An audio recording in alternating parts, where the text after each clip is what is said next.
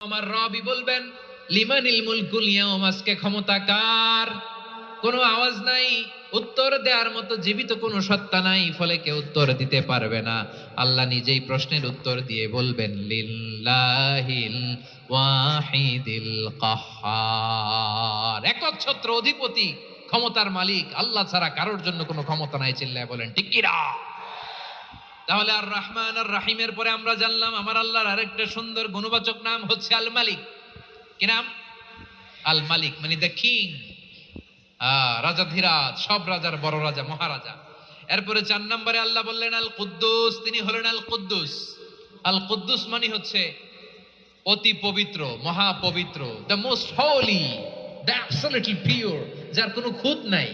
আল্লাহর কোনো খুঁত আছে? তিনি মহাপবিত্র।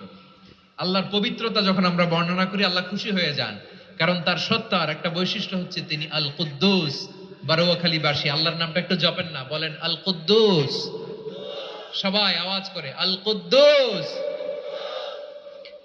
অতি পবিত্র, তার মধ্যে কোনো অপবিত্রতার ছিটে ফোঁটা নাই, মহাপবিত্র, the most pure, the most holy, অতি পবিত্র।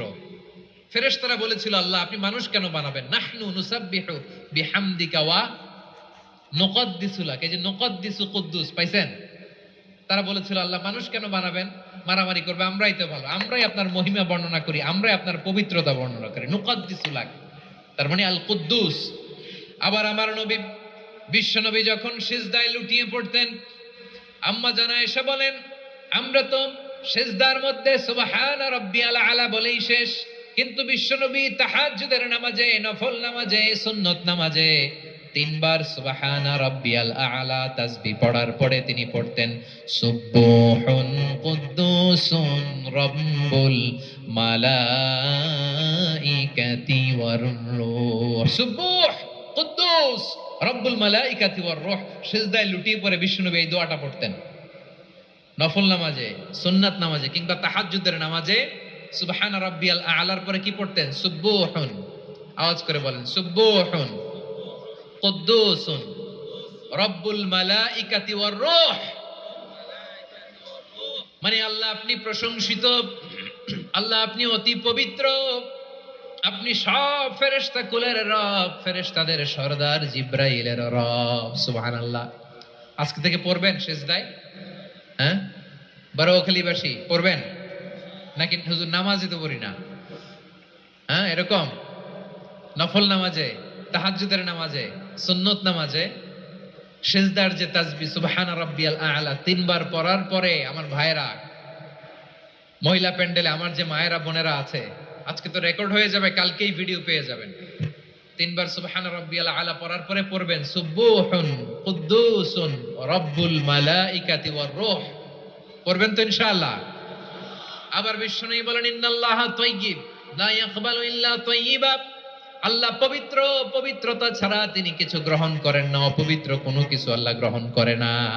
অনেকে আছে ঘুষ খায়, সুদ খায়, অন্যায় অপরাধ চাঁদাবাজি যা আছে সব করে, হারাম টাকা, হারাম উপার্জন। এই হারাম উপার্জন দিয়ে আবার মসজিদ বানায়, আছে না নাই? ইনকাম সবটাই হারাম, ওইটা দিয়ে আবার এতিমখানা বানায়, আছে না নাই? আছে।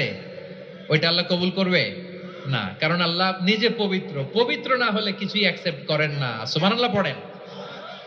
তাহলে বুঝলাম তিনি আল কুদ্দুস মানে অতি পবিত্র। এরপরে আল্লাহ বলেন আমি হচ্ছি আসসালাম। আওয়াজ করে বলেন আসসালাম। আসসালাম মানে হচ্ছে শান্তির আধার। সালাম মানে কি? শান্তির আধার, যার কাছ থেকে শান্তি আসে, দ্য সোর্স অফ পিস, তিনি শান্তির আধার। এজন্য আমরা একে অপরের সাথে দেখা হলে কি বলি? সালাম। কি বলি? সালাম সালাম হাজার সালাম সকল শহীদ স্মরণে